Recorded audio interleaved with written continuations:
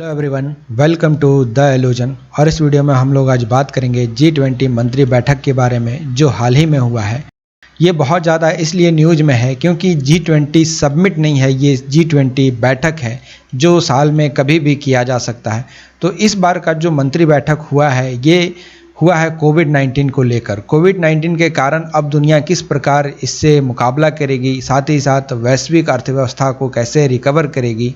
और एक मुद्दा इसमें बहुत ज़्यादा रहा, अफ्रीका में जो विकास दर है इसको कैसे बढ़ाया जाएगा। इन सभी चीज़ों पर यहाँ पर चर्चा किया गया। और ये जो बैठक हुआ है ये हुआ है इटली में। ये G20 सबमिट नहीं है, तो आपका यहाँ पर क्वेश्चन होगा कि G20 जो सबमिट है ये कब होता है। तो देखिए, G20 जो सबमिट है ये होना है 2021 में ही इटली में ही इसको होना है, लेकिन ये होगा अक्टूबर के महीने में। अभी जो ये किया गया सिर्फ बैठक, जहां पर हमारे भारत से एस जयशंकर साहब ने यहां पर भाग लिया और इस मीटिंग को अटेंड किया। तो क्या कभी भारत G20 का सबमिट अटेंड करेगा, क्या इसको होस्ट करेगा? देखिए, माना ये जा रहा है कि 2023 में भारत को इसका मौका लग सकता है कि वो G20 का वो अध्यक्षता करे। लेकिन बात करें G20 की, तो G20 है क्या? देखो, G20 कुछ देशों का समूह है। G20 का फुल फॉर्म होता है ग्रुप ऑफ 20 कंट्रीज। तो जो 20 देशों का जो समूह है उसको ही कहते हैं G20। और इसमें वो सभी देश शामिल हैं जो बेसिकली विश्व बैंक और अंतर्राष्ट्रीय मुद्रा कोष में भाग लेते हैं। इसमें आपको यूरोपियन संघ के साथ 19 देश मिलेंगे और ये कुल मिलाकर होते हैं 20। अब यहाँ पर एक सवाल आपके मन में चल रहा होगा कि यूरोपियन संघ में, यूरोपियन यूनियन में बहुत सारे देश हैं, तो क्या उसको एक मानते हैं? देखो, मैं ये चीज़ आपको क्लियर कर दूंगा आगे, लेकिन यहाँ पर ये देखें कि ये जो 19 देश है उसमें है कौन कौन। तो उसमें है आपका Argentina, Australia, Brazil, Canada, China, European union जो ये है इसको आप नोटिस करके रखेंगे। साथ में France, Germany, Bharat, Indonesia, Italy, Japan, Mexico, Russia, Saudi Arabia, south Africa, south Korea, Turkey, UK और यूएसए। तो यहाँ पर आपने नोटिस किया होगा कि यूरोपियन यूनियन, ठीक है, यूरोपियन यूनियन, फ्रांस, जर्मनी और इटली, ये सारे देश जो हैं ये सारे तो आ गए यूरोप में भाई। तो यूरोप का एक अलग ग्रुप, फिर यूरोप, ये माजरा क्या है? तो देखो, ये माजरा क्या है इसको मैं सिंप्लीफाई रूप से आपको बताऊंगा। लेकिन G20 का आपको कहीं भी मुख्यालय नहीं मिलेगा, इसका कहीं मुख्यालय नहीं है। आप दुनिया में कहीं भी जाएं, G20 का कहीं भी मुख्यालय या हेडक्वार्टर आपको नहीं मिलेगा। अब बात करते हैं यूरोपियन यूनियन और यूरोप के देशों को कि हम लोग किस तरीके से इस कन्फ्यूजन को दूर कर सकते हैं। तो आप यहाँ पर ये डायग्राम से अच्छे से समझ पाओगे।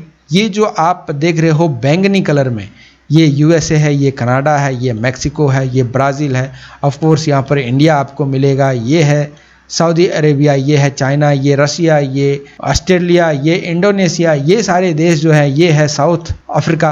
ये सारे देश हैं मेंबर कंट्री।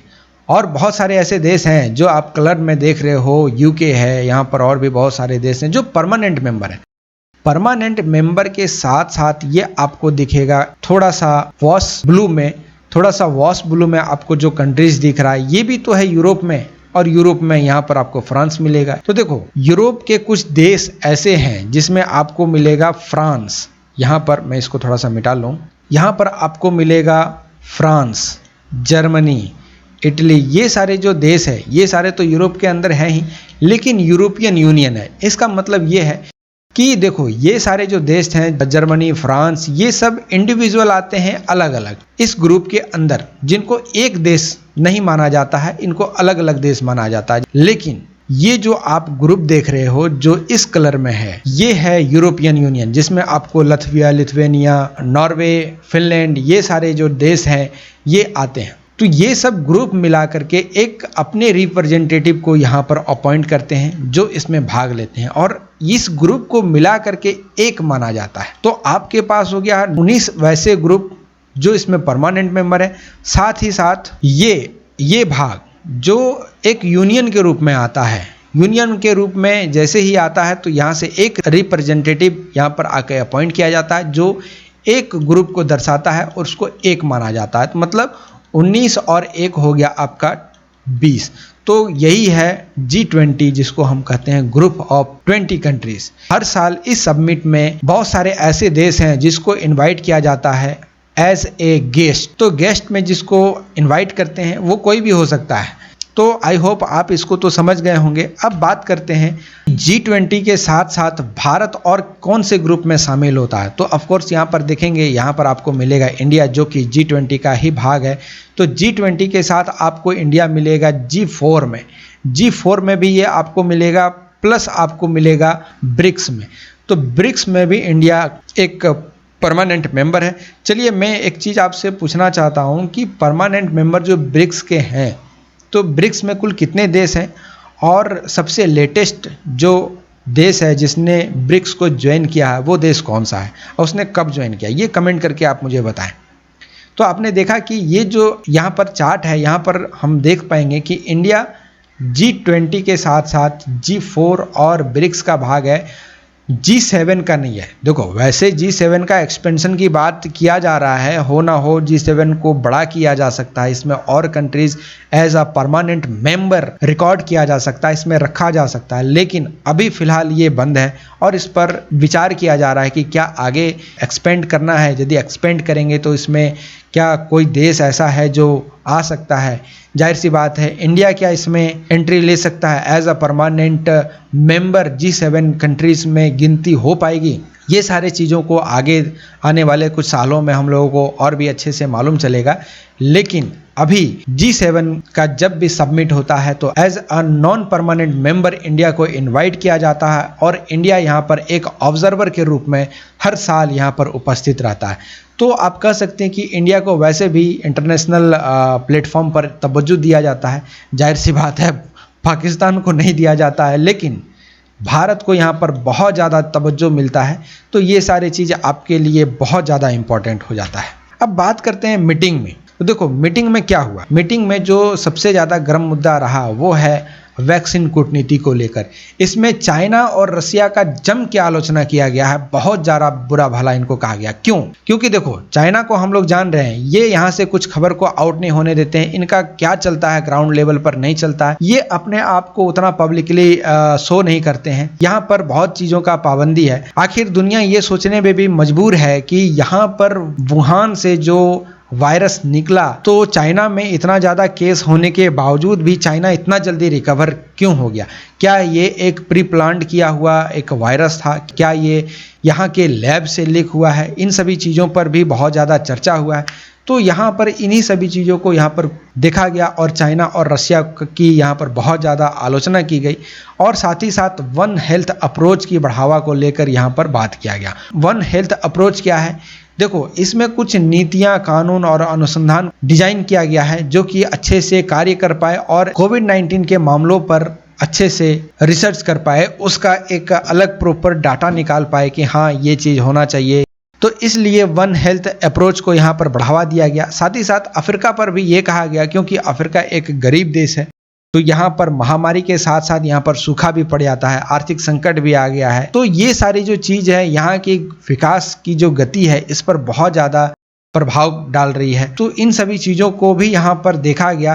प्लस यहाँ पर यह भी कहा गया कि अफ्रीका एक ऐसा देश है जहाँ पर लगभग 250 मिलियन लोग यहाँ पर भूखे रहते हैं और भूखमरी का शिकार है, जो कि संख्या क्या लगभग 20% हिस्सा माना जाता है। अब बात करते हैं कि भारत यहाँ पर जो शामिल हुआ, एस जयशंकर साहब ने यहाँ पर भाग लिया, तो भारत के द्वारा यहाँ पर कुछ अलग अप्रोच रखा गया कि नहीं।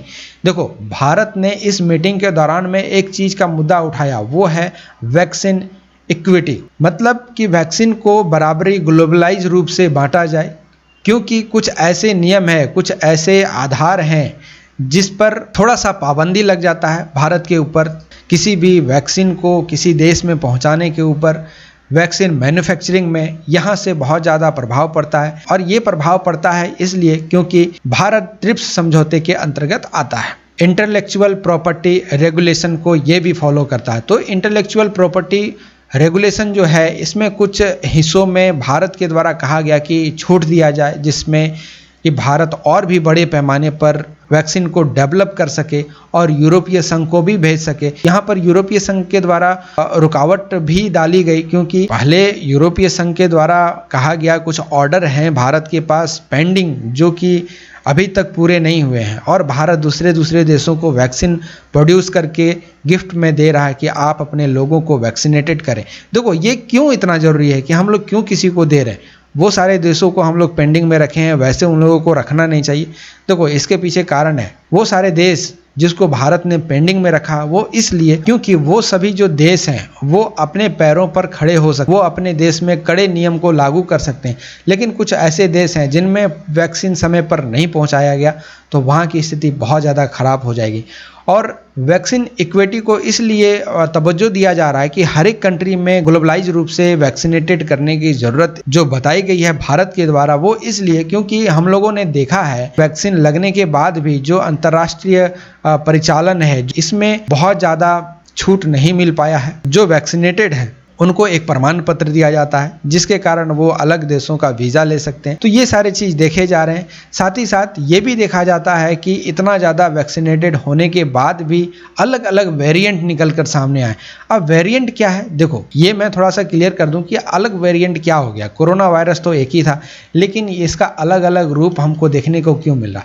बेसिकली वायरस क्या होता है, वो एक रहता है। वो जब आपके शरीर के अंदर जाता है और कोई लिविंग ऑर्गेनिज्म में जाकर ये फंसता है तो ये कॉपीज बनाना शुरू करता है, कॉपीज बनाता है और लाखों लाख कॉपीज बना के ये अपने आप को फैला देता है। अब मान लो आपको कहा जाए कि आप एक वर्ड को एक तरीके से लिखें, या फिर आपको प्रिंटर ही क्यों ना दे दिया जाए कि आप एक वर्ड को या फिर 1000 पेज आप निकालो, तो हो ना हो प्रिंटर आपका कहीं ना कहीं धोखा दे दे, कुछ मिस्टेक कर जाए या फिर कुछ अलग प्रकार का इसमें बदलाव देखा जाए। मान लो कि प्रिंट तो हो रहा है लेकिन इसमें धारी ऐसे ऐसे आ गया, तो आप कह सकते हैं कि इसमें बदलाव हो गया। तो जब बदलाव हुआ तो इसी बदलाव को वेरिएंट माना जा रहा है, जिसमें भारत में एक नया वेरिएंट शुरू हुआ है जिसका नाम है डेल्टा प्लस। ठीक है, डेल्टा प्लस ये बाकी जो भी कोरोना वायरस का रूप रहा है उससे काफ़ी ज़्यादा घातक माना जा रहा है। यदि आपने भी वैक्सीन नहीं लिया है तो जाकर जल्द से जल्द वैक्सीन ले लें, ये हमारी सोच है। खैर, जो वैक्सीन इक्विटी का जो इसीलिए यहाँ पर उठाया गया ताकि वैक्सीन मैत्री की पहल को शुरुआत कर सकें और इसके तहत ज़्यादा से ज़्यादा वैक्सीन बना करके मैन्युफैक्चर करके और भी देशों में हम लोग भेज सकें, जिससे ज़्यादा से ज़्यादा जनसंख्या में लोग वैक्सीनेटेड हो पाए। आई होप ये लेक्चर आपको अच्छा लगा होगा। यदि कुछ हेल्प करता है तो वीडियो को लाइक करें, शेयर करें, कमेंट करें। Thank you for listening. God bless you all.